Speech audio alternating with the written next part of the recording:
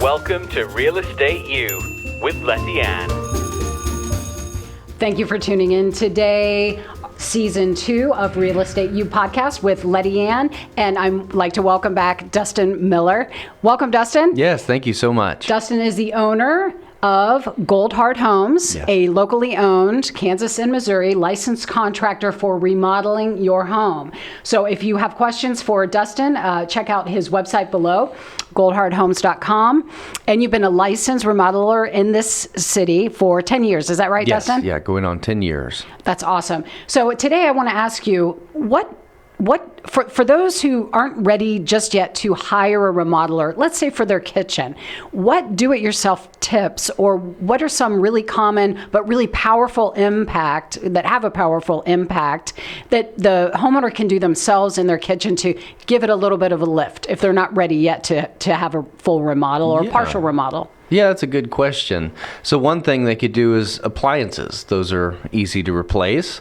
Then something that's more affordable would be faucets, knobs, hinges. So anything stainless, anything metal in there, easy to change, that's a good start for DIYers. Sometimes, because as a licensed real estate professional, people ask me, well, how can I spruce up my kitchen? And sometimes I say, don't touch it. Because if they're getting ready to sell it, it's a domino effect. They're like, oh no, my wife wants to antique the cabinets, and then I think I'll change out the hardware. Yeah. And I'll say, just let's step back and take a look at what does that look like? Because you start changing one thing, or you have a 1980s kitchen, and all of a sudden you're throwing in some really amazing stainless steel appliances and gas ranges and cooktops. You still have your 80s kitchen. Yes. So now it's like, we better change the countertops. Then they do that. Now they're really in a pickle because the cabinets are still not brought up. Exactly. So do you ever get a call from a consumer saying, I've started this remodel myself, uncle, I need some help? Yes. Yeah, we come into projects half started, half done, and they've spent 40 to 80 hours on their project, and it just has to all be redone. So whether they are staining their cabinets or painting, clients that are going to purchase your home later on, they can really tell if it was done by a professional or not. And please take note of that, because it's very true. Someone's cutting corners. Well, I can do that myself. The next person is going to know this tile was not installed by a professional tile person. But I always appreciate the efforts that someone wants to do it themselves. Yeah. But ask yourself why. Is it because you're savvy in that arena, or is it because maybe you want to save some money that ultimately might chap you at a later time? Exactly. That's a good point. And usually a client, if they're looking to buy a new home, they'll pick up on that. And if they see one detail that's out of place, they're going to immediately think that what else is wrong with the home. But if they see professionalism the time they walk in, you can really have a quick sell that way. Indeed. So do you offer consultation services in your business? Yes, we do. So is it, if someone were to say, I don't really know what to do, my husband's pretty handy, but we're not sure, will you come over and consult with us? Is there a fee for that? No, it's all free for us, and I love to come by and offer opinions and a little direction. We also do 3D models. So if you're looking to replace your cabinets, I measure it out, and then in 3 to 4 days, we have a 3D model. So you could look at what your kitchen would look like in the future. So online, or is it a PDF? Or is it's a PDF. So in this HGTV world that we live in, people have to love that. They've kind of probably feel like, whoa, I'm talking to someone who's actually on TV, which you are now, so you can say that you've been. Yes. Yeah. But that advancement in technology, people have to love that, because so many people, have you noticed, I've seen this myself, they can't envision what you're saying, this is what it's going to look like. Over here it will look like this. Some people just don't have that ability to see it. So yes. That's a good point. Yeah, a lot of clients, we run into that they can't visualize at all. And luckily, we're in this generation to where we can create something before it's actually installed. And you think, how often do you purchase a vehicle without sitting in it and at least looking at it? And with prototyping and 3D models and sketching, they're able to see what their kitchen would look like in their home before they actually purchase. I love the value add that you do complimentary consultation. And because we don't know what to do, and you're the expert, so that's the beauty of that. So do you get calls? I would imagine you get calls from someone who's had a poor remodeling experience. Yes. How often does that happen? Yeah, unfortunately, I would say that's about 30% of our clients. And once they're ready to pull the trigger, we have to earn that trust to make sure we meet their standards, and we're not going to either run off like their past contractor did or do a poor job. And once they see our work, the first week or two, they start to warm up to us, and we begin to heal that wound of whatever the past contractor did. So yeah, unfortunately, there's a lot of issues out there with contractors not doing what they say, but we come in full confidence and to do a very good job, and we've always had clients pleased with the finished product. We've had the same thing in the real estate world. Someone maybe had a poor experience, and then we need to treat those consumers differently because they have been scorned. Yes. And we do have the empathy because we know we're going to get them through the process correctly, yeah, with the right material, with the right vendors, and you're one-stop shop. So I want to be sure everybody knows that Goldheart Homes is a one-stop shop. You don't have to get your electrical guy and then the countertop guy. Dustin will take care of, his company will take care of all of that for you. Yes. What do you think how do you provide the best customer experience? What is your customer service from start to finish? What's the most important thing to your clients and to you as a business owner? Yeah, well, once again, in this generation, everyone knows how to text, or at least mostly everyone. Yeah. And that's a real good way to keep tabs on what's said and what wasn't said, and real easy to communicate throughout the day. So I make myself available almost 24/7 from the time the project starts to the end. 24/7. Be careful what you Yes. say, Dustin. So you like a home builder, although he's not a home builder, he's a home remodeler. You get texts at midnight? Yes. Oh, yeah. boy. And yeah. you're up at that time? Yeah, usually. Oh, boy. Yeah.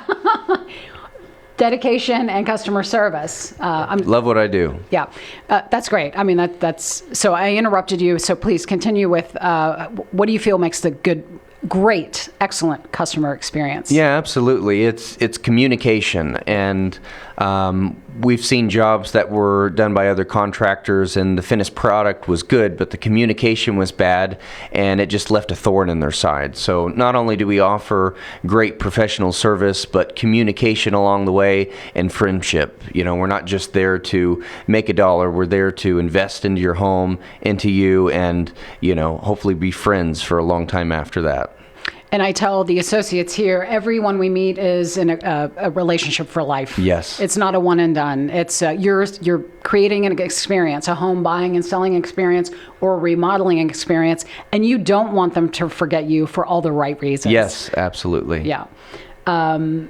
What's the craziest thing maybe you've seen in a home, or you walk in and it's like, whoa, this is crazy. Yeah, But we're going to fix it. Yeah, absolutely. I would say we come across some really unique layouts to where you can barely navigate in the kitchen, the peninsulas protruding out in the walkway. And then when we actually demo the kitchen and remove the walls, you'll see wiring just strewn throughout the house that maybe the builder or DIYer did it themselves, and we correct all that. So yeah, we come across some wild stuff.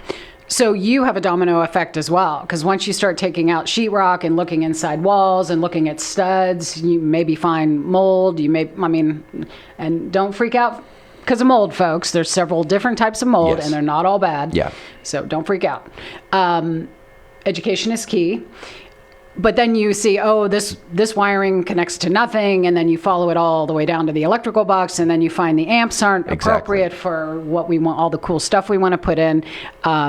So communication has to be, as you said, because you want to let the customer know why this might be a little bit more. Well, here's the hiccup we just encountered. Exactly. Yeah. Exactly. Yeah, with full remodels, clients should expect to see an increase if we run across something. And it's probably only 30% of the time we come across something that there's extra labor, but it's never something that's really extensive unless we come across foundation cracks or issues if we're removing drywall. But other than that, it's usually pretty minor, and we don't look to gouge. Like, we're known for, once we set a price, we do our very best to stick within that, and not have it leading, thousands of dollars past that when the project's done. That's awesome. Do you do basement finishes? Yes, we sure do. Okay, so put that on your list too, folks, basement finishes. And anyone considering a remodel, however big or small, what's the best advice you might give that person who's on the fence or talking with their spouse about, honey, let's really spruce up our master bathroom. What advice do you have for those folks? Yeah, so kitchen and baths, they don't really lose their value. So whatever you're going to invest into that, unless you go really wild with design, you can look to get your money back. So look at it as an investment, and we've heard of clients getting 30% over of what they invested. So don't look at it as that you're giving out money to never get back, because you're putting a value into a home that's in this city is going to continue to increase. So it's a great investment across the board. Question over here about concrete countertops. Mm-hmm. Is that trend going to continue? Is it sanitary? Talk to us about concrete. In case you didn't hear Andy, we had a question come in while we're live here asking about concrete countertops. There's some cool looking ones, and I think the question was, are they trending? Will they continue to trend? Yeah, so they're very trendy. They are. They're beautiful, thick slab of concrete, but it is concrete that's like on your pavement. So it's much more porous. It's not as antimicrobial. It's not as durable. It can chip down the road. So outdoors, maybe that's a good thing. For kitchens, not necessarily, because the next client may not like the design you have. I would personally recommend quartz that's antimicrobial, sealed, and very impact resistant. So, but if you love concrete, we offer that as well. It does have a cool, funky look. It does. I mean, it's just like very unique. So you were saying about kitchens and bathrooms being getting your money back in that regard when you go to sell. Do you feel the same about a basement finish? Yes. And in my opinion, and I want your professional opinion, but in my opinion, it all depends on what they did in the lower level. Exactly. Because if they're spending $120,000 in their lower level, but their price point of their house it's like, I'm sorry, we can't recoup that when we're going to sell. And they're like, well, no, I have a ticket here. It cost me $120,000 to finish my basement. Yes. It doesn't always. Yep, add up there. Yeah, basements, it's really more for you. Are you going to enjoy it while you have the house? Is it something you really want? But we come across a lot of newer homes that don't have finished basements. Mm-hmm. So if you're worried about is it going to sell if I don't finish the basement, most of the time you don't have to. Just focus on kitchen and bath to start, and then if you have the finances to invest, of course it's going to help you sell in the market, but kitchen and bath are the main focus in homes. Right, and especially if you're going to sell. And I agree with you when you say if a family decides, a homeowner decides to finish the basement, it's for them. Yes. It's not really for That's the it. future. Exactly. We like wine, and we have a wine cellar, and we have a theater room.